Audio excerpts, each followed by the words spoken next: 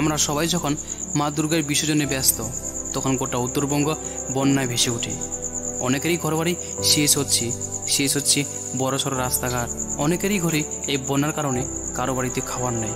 কিন্তু সেই সময় আমাদের মাননীয় মুখ্যমন্ত্রী কলকাতার কার্নিভালে একদমই ব্যস্ত, এবং সেখানে তিনি নৃত্য করছেন, অর্থাৎ তার নজর পড়ছে না সেই উত্তরবঙ্গের কথা। যদি আজ এই বন্যাটা কোনো বড় রাজ্যে হতো, মুম্বাই কিংবা দিল্লিতে, তখন এটা কিন্তু ব্রেকিং নিউজ হতো। কিন্তু এটা উত্তরবঙ্গ হয়েছে বলে কেউ কিন্তু কিছু বলছে না। এই উত্তরবঙ্গে প্রচুর জল বাড়ার কারণে অনেকেরই ঘরবাড়ি কিন্তু ভেঙে গেছে, অনেকের ঘরবাড়ি কিন্তু কোনো কিছু খাওয়ার নেই। প্রত্যেককে বাড়িতে জল ঢোকার কারণে কারো বাড়িতে খাবার নেই। এত মানুষের ঘর ছাড়া আর না খেয়ে থাকা। কিন্তু ঠিক সেই সময় আমাদের এবং সকলের হিরো বং মিডিয়া অর্থাৎ উজ্জ্বল বর্মন তাদের পাশে দাঁড়ান। এবং তিনি শুধু ভিডিওতে হিরোর অভিনয় করেননি, তিনি বাস্তবেও আজকে এই হিরো হয়ে দেখিয়েছেন। এটাই হচ্ছে আমাদের উজ্জ্বল বর্মন।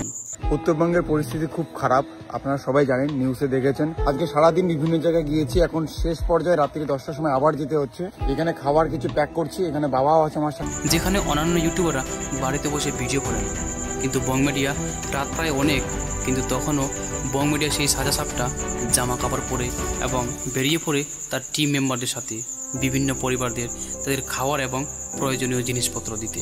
বং মিডিয়া যে এতটা সহজ সরল আগে জানা ছিল না।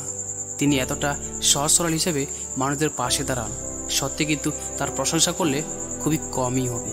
তাই তো সবার পছন্দ বং মিডিয়া। সেই গরিব ঘরের ছেলেটি আজ তার গরিবতা হাজার হাজার মানুষের পাশে দাঁড়িয়েছে। যদিও তিনি একজন সফল ইউটিউবার, কিন্তু তার এই প্রতিভা মানুষ সারা জীবন মনে রাখবে। সত্যি তোমায় নিয়ে যতটা বলবো সবটা কম হবে। এইভাবেই তুমি সবসময় দরিদ্র অসহায় মানুষগুলোর পাশে থেকো। তোমার আগামী পথ চলার অনেক শুভকামনা রইল। ভালো থেকো বং মিডিয়া।